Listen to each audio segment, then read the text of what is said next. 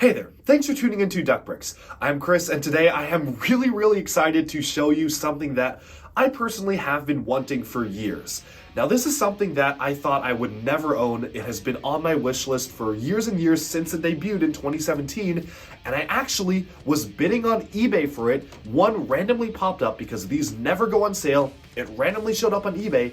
I was bidding for it, and I lost because someone outbid me when there were 4 seconds left. So I was devastated. I thought I would never own this after that until I made a post about it. I reached out to a couple people, and a certain someone who's known for wearing a gold Miru was able to sell his copy to me. So thank you so much, LJ, for doing that. And so, without further ado, it's time to announce what the topic of this video is. Of course, if you've seen the thumbnail, you know exactly what I'm talking about. I have finally obtained an original copy of the Bionicle Generation 2 concept art book. Now, this art book was absolutely fantastic, and yes, a full PDF of it was posted online. I've linked that in the description below if you want to follow along with my review here, but it's a little different than owning the physical book itself, so I'm incredibly excited to showcase what the physical book looks like to all of you, and also throughout this video, we'll be taking a look at some of the canceled concepts and missed potential that Bionicle G2 had, so this is kind of a dual feature video. And so without further ado, let's just jump right into the book. I am so excited to flip through this because this video is actually the first time I will be opening it up to flip through it page by page. I specifically kept it fully closed. I've not opened it because I want my first time reaction to be with all of you for this YouTube video. So let's go. I can't wait. Let's take a look at the video. Alright, so here it is, the Art of Bionicle book here in person, which is really truly a treat to obtain. Again, I did not really think I would ever own this because there was such a limited amount of copies that were ever made. In fact, when you open the cover up, it says this is number 37 out of 100. So there are only 100 copies that have ever been made of the book itself, and thankfully I was actually able to get it for a pretty reasonable price as well. So on the front cover, you can see some artwork of Toa Ikimu. Say what you will about G2's storyline, and man, do I have a lot to say about that, but the designs for the characters and landscapes were absolutely gorgeous. And we're gonna take a look at what could have been in this video as we walk through the book.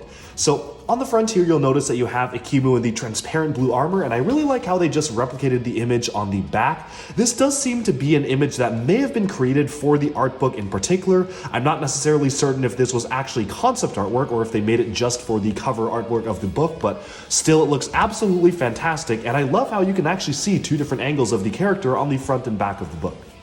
Now opening this upwards, let's try to get this fully centered in the camera as we go through here. It says, this is the Art of Lego Bionicle published by Makuta Prints. So they actually made some sort of printing sub-company called Makuta Prints, the first and only edition, 2016, the Lego Group. As I flip the pages, I'll notice that these are really actually high quality pages. They're very thick covers and whatnot. It almost feels like cardboard-like pages, so really cool. I'm gonna try to do my best to be as careful as possible with this book, not to try to crease or damage the pages at all. So as you can see, I'm really gonna be as careful as I can with this. So here we have the foreword. It's saying that in January 2015, Bionicle was essentially revitalized and brought to life in a new form for a new generation. And they wanted to stay as true to the original concept as possible, while at the same time welcome in those new to Bionicle. Whether or not they succeeded is another debate, but still there's a lot of fantastic artwork to see here. Moving onwards, we have the book sort of divided into a couple different sections. The first part is the world with the 6 elements, and they have the island of Okoto, which was really the main setting for the entire Bionicle G2 storyline. Starting off, it seems like they just have artwork for all the different regions. Just look at the amazing artwork we have here for Tawahi, or I guess the region of fire as it was called for Okoto. I really like especially the artwork style in this particular spread here. They pretty much did something like this for all of the different elemental type things, but you can see how there are some pillars and Tahu standing on the top with a volcano in the background. Just a lot of really interesting stuff here. And I also find it interesting how they actually have different character models. You can see these silhouettes of different characters right here, and this honestly is kind of reminiscent of the original Takoro with the brick walls and the center of the volcano having some sort of fortress in the middle. Now, what I really find interesting about this entire spread here is that you can actually see some ruins of a city in the distance. Not really sure what the backstory was going to be behind all of the ruins that are scattered across Okoto, but it certainly is a very mystical and interesting vibe. That being said, the fire region is pretty close to what we got. Sure, there are a few differences, but this is pretty much what we'd expect, so we can probably now move on to the ice region. Now, personally, this is my favorite location spread, or at least one of my favorites in the entire book. I actually currently have this as my computer background because it's got all sorts of fascinating details like the ice spikes rising upwards. You've got some sort of pillar in the distance. Of course, you have Kopaka standing on the cliff, and it seems like this whole painting was developed pretty late in Bionicle G2's story. You can see that they actually had the region of ice pretty much fully developed. However, I do find it very interesting how in some artwork visions here, you'll actually notice some brick-built creatures that almost look like Borok that are climbing alongside the rocks here, and a very early form of the mask, which is a really interesting sight to see. Let me try to center that up and zoom in here to see exactly what I'm talking about. It's a little bit hard to make out, but you can clearly see this was supposed to be some sort of creature, and then you have one of the original masks that was first shown in the prototypes when the images first leaked of Bionicle G2. We got a ton of prototypes with masks that look just like that, so very interesting to see how different paintings were developed at different concept stages. Moving to the region of stone, it still appears that there was some sort of focus on elemental creatures very early on in the theme's development. Of course, we did get the elemental creatures much later on in 2016, but even on this initial image right here, you'll notice that you've got a bit of an elemental creature crouched down right by the mask there, so kind of just the silhouette of a scorpion-like creature. One thing I find very funny is that this was literally very clearly just a placeholder mask because it is a golden Hero Factory 2.0 head. So it very obviously is a placeholder, but interesting to see them using the Hero Factory language and design aesthetic for stuff like that. Now looking all around, we have another one of the gorgeous spreads of the region of stone featuring Pohatu with his stormerangs right here and some lightning off in the distance. It's a really cool area, and I think that there's a lot that can be seen here. Next up is the region of Earth. Now this is a beautiful transparent purple and pink crystal cave. Again, some more features of different kinds of Toa and heroes and creatures and whatnot in the top corner, which is arguably, again, the most interesting things to see here is what sorts of things were they planning on giving the Toa. This one has some sort of a weapon that is very, very different to what we saw in some of the other sets, plus one of the creatures, and again, that Hero Factory headpiece. Of course, choosing to make the crystal caves in the region of Earth for Okoto being primarily transparent pink and purple was a very inspired design choice. I'm a big fan of the way they introduced the transparent purple color into Onua's color scheme, and I really do think it was a great way to revitalize one of the original elements from Bionicle, which originally never really had colors like this. Next up, we have the region of jungle. So here we've got Liwa launching himself off a cliff to fly over to the treetop villages, giving me very much Lee Koro vibes and the original Matanui Island type of setting here, especially with all the ropes leading to the trees. You've got some more artwork of different creatures and masks and Toa all lurking about the trees, and here you can even see that there are some crystalline sculptures inside the tree trunks themselves, which was a potential location that they were considering exploring.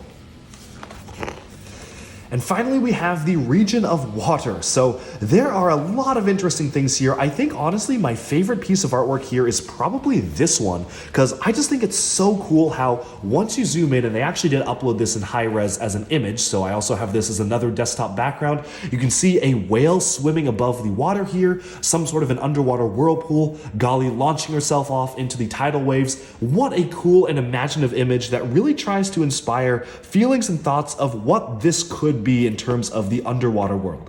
It's a shame that we never really saw stuff like this in the actual G2 storyline. A lot of the underwater stuff was not really touched on too much, but look at all of the insane artwork that went into this, such as one of the temples underwater bursting open for a whirlpool. Just such an inventive environment, and absolutely was a breath of fresh air compared to the original Gakoro and Gawahi section, whose underwater regions were fairly uninteresting and really just were standard beaches. This truly feels mystical and feels like a world to explore.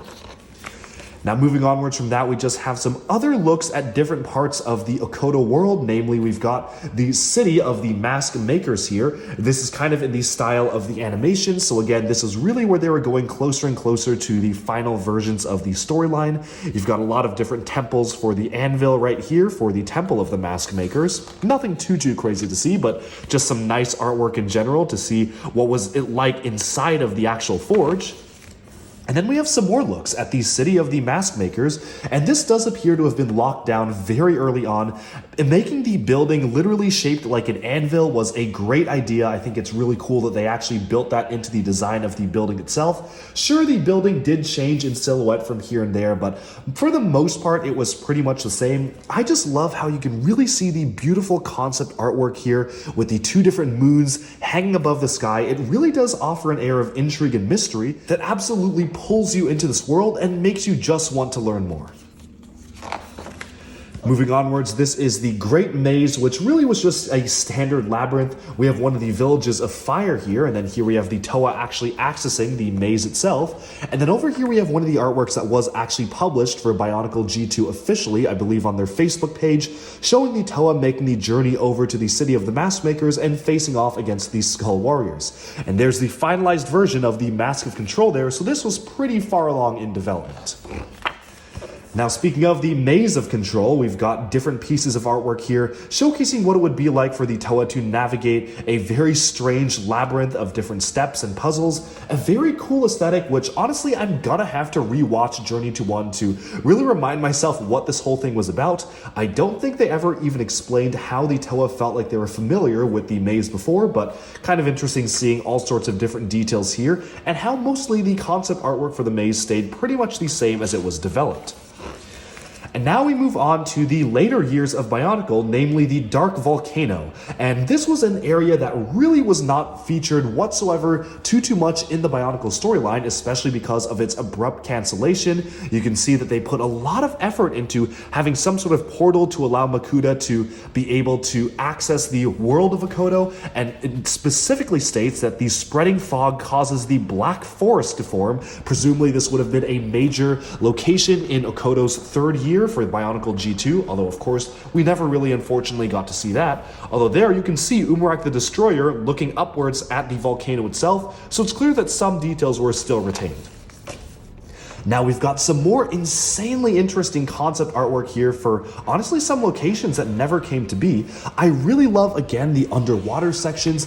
Just look at how detailed this one is. It really just makes you want to imagine, why are all these underwater mines here? What is this temple about? And what's Gali doing here? It's just such a cool spread that again is one of the most interesting pieces of artwork that ever came out of Bionicle G2. The same can be said for the palaces. As we go down here, you've got almost like a stained glass window underground, and you even have different floating pillars, which is a really interesting design, a very otherworldly look here. And even beyond that, there's just still so much more to see, like some crystalline tree-like sculptures with enclosed ice for the ice realm, and even some more underwater stuff. Just a lot of fascinating design work that went into locations that we really did not see throughout Bionicle G2's run. Now moving onward over here, we have some of the finalized images from the Bionicle G2 art style, which was sort of meant to mimic the Matanui online game 2D art style, which was okay. I think it definitely could have been a little bit better, but it was fairly successful. You can also see some of the finalized artwork for the Toa actually venturing into the city itself, with even some large overgrown bats, which did not make their way into the story, but do kind of remind me of the Fantoka era of Bionicle G1. Now this right here is very interesting because this was shown off when Bionicle G2 was first announced at the Comic-Con. It is the Temple of Time. It's again one of my favorite images, but it's really interesting seeing exactly what was going on in this image itself. The Temple of Time never really got a ton of explanation in Bionicle G2, much like everything else, but I just think it's such a cool and inspiring design to have this being up the top of the mountain with birds soaring around it, and you have this mysterious obelisk just rising from the center of the mountain. What a cool sci-fi location is that? Moving onwards though, let's just continue to make our way right through the book here. And we have yet more locations. We have some completely different environments that we never really saw outside of just the concept artwork, such as these large, mysterious circular sculptures that really probably were just there for a long time. You can imagine that there's some sort of mysterious aura to them. You have protectors fighting off these skull spiders in their hive or pod-like buildings right there. And you have another great artwork of Gali overlooking the beachy areas around the region of water. And then we have a full-page spread of an artwork featuring the dark volcano and the dark purple portal that Makuta was supposed to breach through. But with that, we have made our way to the heroes, the characters of the Bionicle storyline. where this was one of the first pieces of concept artwork they made to depict the Toa themselves. I actually kind of remember seeing this piece of artwork being shown off in some preliminary designs because it was definitely one they were still using right up until launch. Alright, so here we have Tahu, and man, this is where things get really interesting. I'm gonna start with the first page and really just make our way down because there's a lot of things to unpack here. So first of all, you can see that they were experimenting with different kinds of creatures. You had a flying one, an armor one, and a weapon one to figure out how to actually add on to them. Of course, they eventually did go with the flying one, as we all know. Now look at this one. It's Tahu sporting some sort of a cape, even showing him spitting fire. A very interesting and much more tribal design, even having a ponytail and some fur on him. So really interesting to see that. Then we have a slightly more upgraded technological look, which we can see right here with the flame just erupting around his sides. And then we have Tahu 3. So that was Tahu 1. Don't really see Tahu 2 here, but this was Tahu 3. You can see they were really trying to experiment with different designs and looks and feels for them. Imagine if we got that sword as an actual Lego piece. That would have been crazy. And they even were experimenting with different types of eye stalks to really fit with the more flowing and streamlined look of this character. Now here is more experiments with the creature exosuit. That seems to be a pretty finalized version of G2 Tahu, but just with a creature added onto him, which of course we got in G2 itself for 2016. And there we have a pretty final version, or at least design, of the silhouette for the Creatureifier, merging with the second half year form of Tahu to form the larger build. Now down here we have so many new interesting designs for the characters. These do depart a lot from the traditional look and feel for Tahu, even almost feeling like a knight-like vibe where he has a helmet on and a shield, fending himself off against a dragon until the dragon actually merges with him, goes on top of his mask to form a completely separate design with the wings added onto the character itself. This is a really interesting design that obviously we saw some remnants of in the 2016 storyline, but of course was something absolutely unique for the character in the concept artwork. Now moving on to here, we have a more technological fused design here with a crystalline elemental sword that honestly kind of reminds me of some of the blades we see in Ninjago, but here he has a holographic shield, so really trying to go fully into the blending the technology and elemental stuff. This piece kind of looks like the crystal piece we eventually got, just with some piston pieces added on the side. And then of course we have even more looks at Tahu himself. You have the golden Vorox armor from Bionicle 2009 there, and they were really experimenting with how they could develop different elements for the Elementech, so-called, which I really do wish that we got as an actual Lego piece. Presumably this would have fit as a CCDS shell piece that just slapped onto the leg, but they could have molded it in different colors with the transparent orange and the transparent blue all combined. Over here we have another version that still has a wing, so it seems that they were really trying to give him different kinds of wings. And lastly, there are some explorations for how they actually were developing the look and feel of the creatures, whether it be a magma golem, or a lizard-like thing, or even a fire-themed fox. All in all, the character designs are some of the most interesting that I've seen out of this concept artwork, and especially as we move into Liwa, there's a lot of really fascinating stuff to see here. So Liwa has a few less designs than were shown off for Tahu, but you can still see a lot of really interesting things being included, like an Aztec-like creature with wings. You have, again, multiple different explorations for the creature here, so you can have him either with wings, with armor, or with guns, but obviously since it's Liwa, it makes total sense to actually feature wings on him. A lot of these are for the creature designs, which is pretty interesting. I don't really see a ton of different designs for Liwa himself, but it seems like this was a major feature they were trying to push throughout all of Bionicle G2. Moving onwards, we make our way to Kopaka, and here's a bit of a mix, but mostly with an emphasis on the creatures themselves. Zooming in here on the first one, let's kind of take a look at this segment right here. So you have different kinds of ice creatures. I kind of wish they actually eventually went with this clawed one, because I think it makes a lot more sense than the more bulky version that he got, which this ice rhino is basically what he ended up with. But all of these really do fit the elemental ice feel, but maybe weren't translated the best into actual physical Lego form. Of course, moving downwards, we have even more explorations for the iced creatures. And then over here, we have some more looks and feels of what it would have actually been like to merge the creature with the Toa itself, with a lot of really radical concept artwork like an ice rocket launcher, ice wings, and even ice breakers, which you can see right here. Plus, some more ice creatures that could have been strapped onto Kopaka, really digging the Aztec-like vibe that they were having for a lot of these different designs. Moving onwards to the next page, we have a bit of a focus on Gali, although if you did not tell me previously, I probably would have assumed that this was Kopaka, but as it turns out, these are the water creatures. It seems like Gali was actually originally supposed to have a more white and blue color scheme, which I'm glad they decided not to go with because I feel like that would have been way too close to Kopaka. I actually at first got confused and thought this was a continuation of the previous pages. The most interesting thing to me here is the difference between the elemental battle and attack mode. Not sure how it would have worked physically, but it seems like she was supposed to have a shield and a sword plus a visor that goes right down the face, which then furls outwards into a saw blade and a whip. Not sure how that would have worked as Lego pieces, but interesting to see the concept artwork behind that. Of course, these are all the different water creatures. We eventually ended up getting the sea shark, which I think was the best choice for the water-like theme, although the manta one definitely could have worked very well as well. Moving onwards, we have the Creatures of Earth plus Onua. Again, a full page spread for the different animals, showcasing the different designs here. I do kind of wish they went a little bit more into how they developed each of the individual Toa themselves and not just the creatures. If anything, these feel like more like creature development rather than the Toa themselves, unlike the Tahu page, but it is still great to see all sorts of different designs that they had here. The Cave Flyer would have been really interesting to see the bat-like wings in transparent purple, but it makes sense they went with the armor one for Onua to just make him feel a lot more bulky. Moving onwards, we have Pohatu here. I find it interesting how, again, a lot of these Aztec or Mayan-inspired designs were really trying to be translated over to actual technological functions. You can see he had a Stinger exosuit with the claws here, or some wings, as well as even armor for cloaking and whatnot.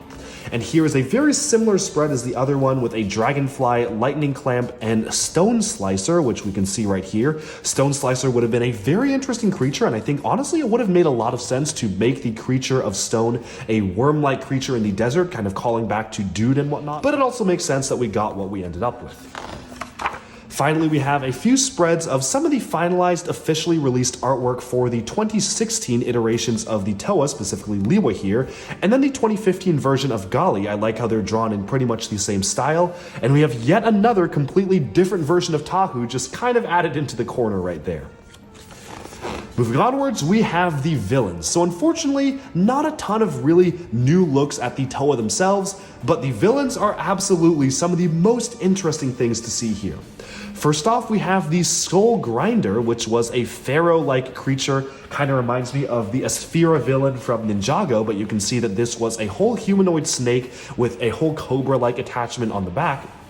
And a really cool weapon as well. Not sure how this would have worked as a physical build, but I just think it would have been very interesting to get a villain canister build like this. Definitely have not seen anything like this in Bionicle ever before. Alright, so moving into this page here, we have a very striking artwork of the Lord of Skull Spiders facing off against Tahu and the Protector of Fire.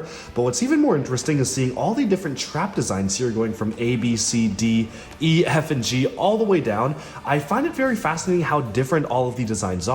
One of them literally just being a retread of the Hero Factory jumper base. They literally call it the jumper base there. And others being completely different with functions we haven't really ever seen in LEGO before, such as a rubbery tongue here with a simple function to pull it to cause it to snap shut. Now here we can see all sorts of different designs, and they really were thinking about how it would have worked as official LEGO pieces. That being said, I do kind of wish that the final traps that we got were a little bit closer to these designs. I like how they all truly feel like alive in their own entities versus just these simple mechanical traps that we got for Bionicle 2016. Moving onwards, we have one of my favorite spreads for completely different radical villain designs on the pages here. First off, we have a more necromancer type character with this large dreamcatcher weapon here. You can see that he has an actual hood piece that is molded onwards, and if you look closely, they actually tried to state how these would work. So they specifically say the hood element fits on head. They have this dreamcatcher being labeled, and it says use black heap inside. I'm not sure what they meant by that, but I guess that was some sort of production term for a piece here. This one is the faceless version with black eyes and chain dreads. So you can see dreadlock chains going out of the back here. Just a very interesting design for a villain while they were trying to figure out who would be the primary antagonist as a minion for Makuta in the Bionicle 2016 year. Down here we have another completely different design. This one is more like a deer-like creature or whatnot come to life, which I guess is very close to the later designs for Umarak the Hunter. They seemingly ended up with this version when comparing him to the other ones, but he has a full-on cape. You can see the antlers going out the heads there, and of course he does have a bow and a specialized new shell piece here. They're stating that this is a metallic bark from the ancient steelwood tree armor piece, which is very interesting to see as an actual piece concept right there. Now this is probably one of my favorite villains, and man do I really wish that we actually got this as an actual LEGO set. This is the octopus-styled villain, and it specifically says it has the octopus-inspired mutated mask of control, which is a really cool thing, having a creature-like villain against the Toa themselves. This arm here is simply labeled mutation, and you have the octopus-inspired mask of control labeled on both of these diagrams right here. This I really do feel like would have been something completely new and different for the LEGO Bionicle look and feel, and again, I'd really love to see if anyone has actually tried to recreate this with actual LEGO pieces nowadays. Of course, as we move on from that, we have more of these standard skull villains. A lot of these pieces of artwork are just for these standard sets that we eventually ended up getting, like the Skull Slicer right here. We have Skull Scorpio and Skull Warrior, so these are just artwork for these sets that we eventually did get. And then here we have a few more interesting stuff, because this obviously is Skull Basher, although the head is very different. He was actually supposed to use seemingly a custom headpiece, which eventually they just decided to use the standard Skull Scorpio mask. But this one is actually very interesting because despite it seeming to fit in perfectly with the rest of the skeleton aesthetic, we never actually got this particular character as a villain. And you can actually see him slicing Pohatu in half here, which is a very gruesome detail for the art book, but absolutely something that he probably would have pared down for the final storyline. Now, this actually seems like it would have been buildable as a real figure, which I actually did. Up now on screen are pictures of the mock that I made, inspired by some other mocks online of people recreating this particular model from the art book, because it absolutely is something that can very easily be built yourself. Moving onwards, we have some more directions for the Umarak the Hunter villain. This seems like this was after they decided on making him the tree-like hunter-type character, where they tried to actually explore a fusion weapon creature for the bad guy himself. So here they were trying to give him a creature of his own, which is really interesting. Now, on this here is pretty much the standard design that we eventually ended up getting, with the transparent greens and the bark-like textures on his mask. This was really the final design with the large antlers as well, which I think is a very cool and inspiring villain design in general. Moving onwards, we have some more designs that never came to be. This is the Mask Snatcher. I love how he has a Tahu mask mounted on his shoulder, a really interesting character that also feels like it could have been made in actual physical LEGO pieces. You could have potentially even maybe used the Hero Factory Beast head there. Now here are two different villains. This is the Demon Warrior, another really interesting one. He simply seems to have a transparent green G2 headpiece, which again we did get for the final villains, and he also has a shield weapon combo with a co-injected buildable weapon shield. They specifically specify they want transparent bones here, and they specifically say it combines the demon and skeleton looks, is what that writing says, and the inner skull head is fully transparent, as stated right there. This also feels like a darker version of Kopaka. You can see he has Kopaka's X-ray vision mask, or the mask of ice right there, but just in black and dual molded in blue. This would have been really interesting because I don't know if this was necessarily supposed to be a dark Toa or a corrupted version of Kopaka, but even then, it's just a really interesting ice-like warrior that feels just like Kopaka, but just an evil version of him. Moving onwards, we have yet more different designs. Again, this is the Necromancer-like design that they are experimenting with in the first type of weapon exploration for the villains. And then here is the more creature-like design, which we have right here. Now this spread is really interesting because obviously this is one of the more finalized versions of the artwork for 2016. We have Umarak the Hunter facing off against the Creature of Fire with a fairly finished version, or at least the finished silhouette of the Mask of Control there. But this is something very, very different. It's a very high-tech reimagining of what Bionicle would have been. You'll notice that the Tahu here features some sort of a laser-like bow with a fully transparent axe here, a very high-tech, almost Halo-inspired helmet with shoulder-mounted guns, and you have a completely different villain here summoning the force of the tidal waves with spikes rising up from the ocean. You have some protectors or villagers just running away, which you can see right there behind on the screen or on the page here. And this villain also looks really interesting because you have clearly the Hero Factory spike pieces in gold there, and maybe even the Electro pieces or the Voltix pieces from Hero Factory just being reused for the staff there, but it's just a completely different look and feel for the whole aesthetic of Bionicle G2 in particular. And I would have loved to see more concept artwork from this particular era of the concept exploration. And now moving onwards, we have the character masks. So they specifically said for the mask design, they pursued the original design language but tweaked it slightly to make it a little bit more up to date. In an attempt to infuse the characters with even more energy and action, they took inspiration from many different sources like extreme sports and racing, which you can see some of the designs right here. Now these are pretty close to the final versions of the 2016 masks we eventually got, the crystalline spikes rising right out of the head, which was a controversial decision, but in the artwork it certainly looks very cool. Right down here you can barely miss it, but this is an actual concept artwork for the Mask of Ultimate Power, which was a really interestingly molded mask, which is just kind of shown off here, but they do have a lot more designs for it later on. Over here you can see all sorts of different mask designs for the different Toa. This appears to be a very modified version of the Cow perhaps, like you can see the goggle type design there. I'm guessing this is the Miru, so they were really trying to push the design language of the actual Bionicle design here.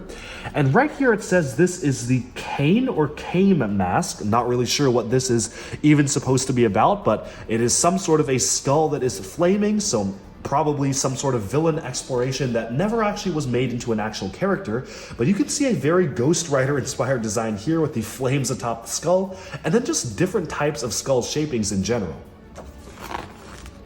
Moving onwards to here, what's interesting is that we seem to have a Liwa-like mask but in the purple coloration, and very, very warped versions of the Hao, plus what appears to be an early version of the Mask of Ultimate Power, which we'll see later on in the book.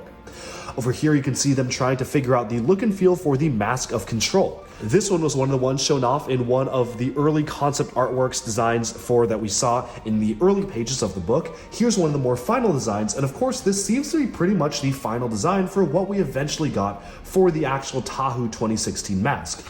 And this also is a very close to final design, except for the final Mask of Control, it did not have these two open spots right here. As you can see, it was supposed to kind of have these open wedges. Instead, it was just fully closed up at the top, which I think also makes sense and maybe was easier to mold. Moving onwards, there's yet more completely different mask designs. I don't really know what any of these were even supposed to be. Obviously, this is the mutated Mask of Control with a jaw at the bottom of it, but here we have just a very flame-like elemental head, which is really interesting to see. Maybe it could have been what was underneath Tahu's mask or something like that. And then you have another version of the Mask of Control, which looks completely different as well.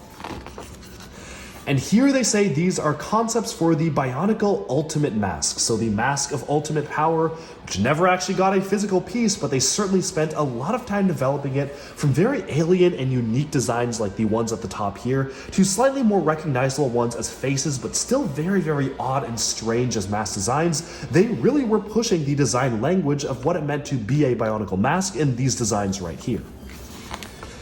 Now, one really interesting concept is that for a while they were considering actually making the mask be made up of these 6 different elemental pieces to signify the combination of the elements. This is actually a story point that somehow made it through to the Journey to One very rushed conclusion, where the Toa literally have to look for the 6 different fragments of the Mask of Ultimate Power, which were ultimately represented as just literally golden spikes, but for here I'm guessing that these were supposed to be the collectibles for the 2017 Bionicle Wave, if it ever was supposed to happen, by actually fusing together the different colors of the elements on the mask itself, which is a really interesting design to see, although to be honest, putting it on a face probably would have looked a little bit goofy, so I'm glad they didn't end up going in this direction. And now we're getting a little bit closer to what we eventually got for the mask itself. This is a very sinister skull-like looking mask here. This is pretty close to the final one, which I think is really cool, but honestly, I love the design of this one. Doesn't necessarily make sense as the Mask of Ultimate Power because it's very much predominantly just the transparent blue and white and gold, but this would have been such a cool design for a mask for literally any other character, and is absolutely a design I wish that we got as a physical Lego piece. Bionicle 3D modelers, when are we getting this as a mask that we can make for our own mocks? Of course, the ones on this page are also really interesting, just very alien and unique designs for the masks themselves. Finally, we have just some last concepts for the mask. Now, what's also very interesting is that they also were trying to have the death crown be a separate element. They seemingly 3D modeled the center circular piece as a piece that plugs right in to what's called the elemental core. So you've got the elemental core here, and it seems like this piece just goes on top of it, and then another crown that just is resting on top of that. So multiple different layers of the mask here, almost like 3 masks in one, which is a really interesting thing, and honestly could have been what they were doing as the actual piece should Bionicle have actually been released in 2017.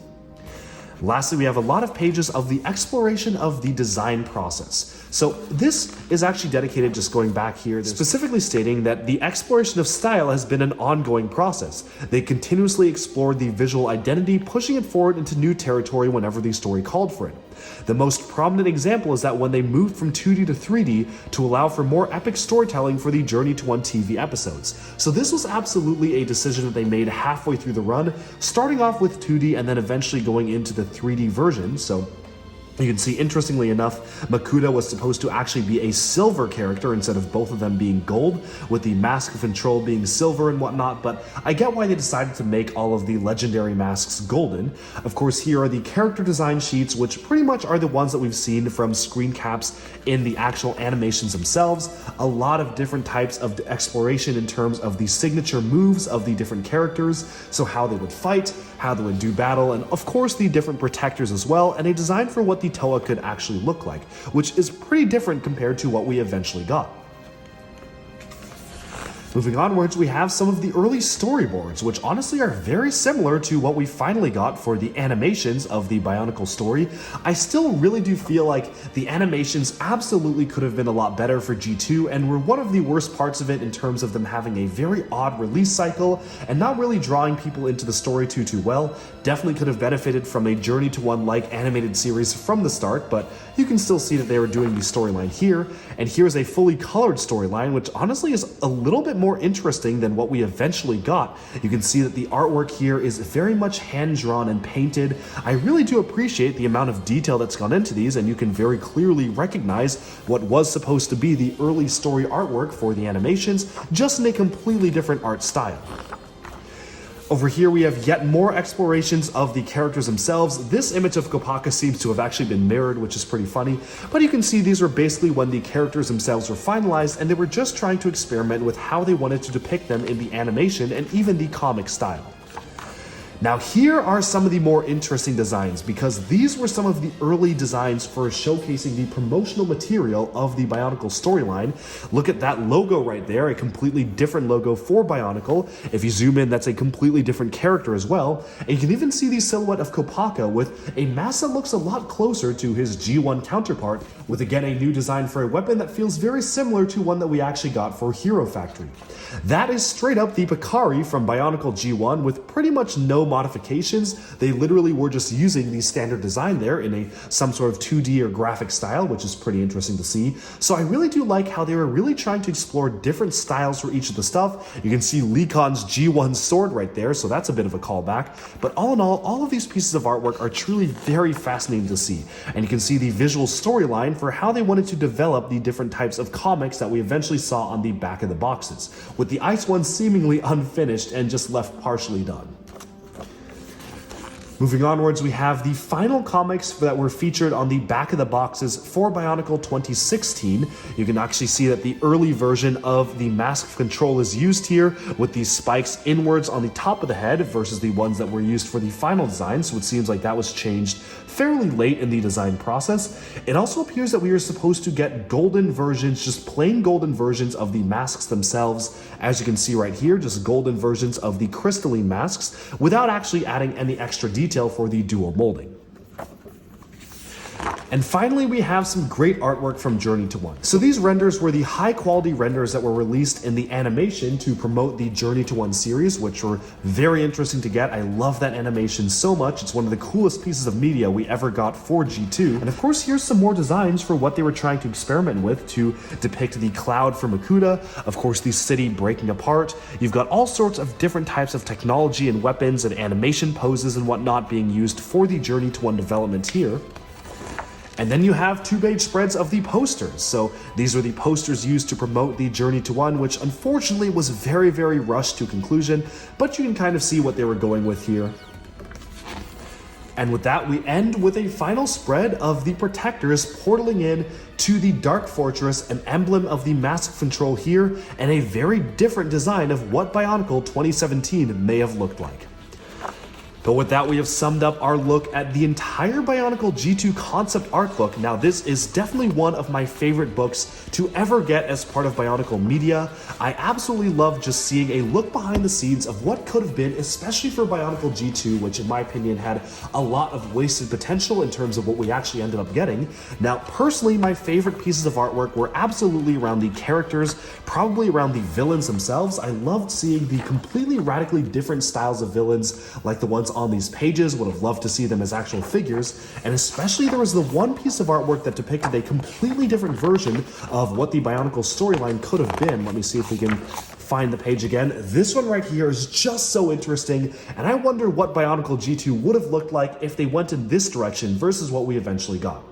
Of course, do let me know down in the comments below what sorts of designs do you actually wish that we got for the Toa themselves. The Tahu one is really emblematic of all the different design explorations they were trying to figure out with the Toa themselves. Let me know down in the comments below what were your favorite pieces of concept artwork, and have you recreated any of them as official LEGO models? With that though, we have summed up our look at this incredibly rare Bionicle G2 art book. Once again, thank you so much to LJ for selling this to me from his own personal collection. I never actually thought I would own this in my life because there's only 100 copies, but I'm incredibly proud to finally own the Bionicle G2 art book, number 37 out of 100, which is now safe in my collection. Thanks all so much for tuning in, and I'll talk to you again very soon. Subscribe for even more LEGO news, reviews, discussion, and analyses coming your way soon enough. Alright, so with that, we have summed up our look at the cancelled concepts for Bionicle Generation 2, what could have been. Now, there were a lot of fascinating concepts here, and honestly, it's kind of bittersweet going through this book, knowing that so many of these concepts are so good, but sadly, probably will never see the light of day physically. Now, actually, I was inspired by some of the pages of the book.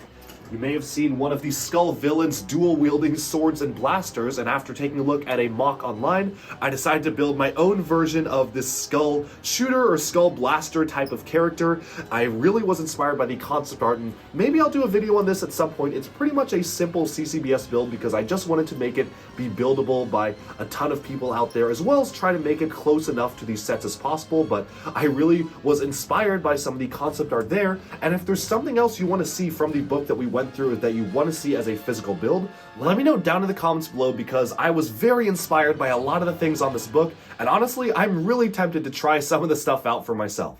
So I hope you enjoyed this look at the Bionicle G2 concept art book. Thank you so much for tuning into Duckbricks, and again, thank you so much LJ for selling your copy to me. Really fantastic how I was able to reach out to you, especially after just losing the eBay auction, and you were willing to sell it. So thank you so much. A big piece that was missing from my Bionicle collection is now complete, and now I own every single Bionicle set, every Bionicle Kanohi, besides the ultra rare ones that are only one of a kind that I probably will not be owning for many years, if at all.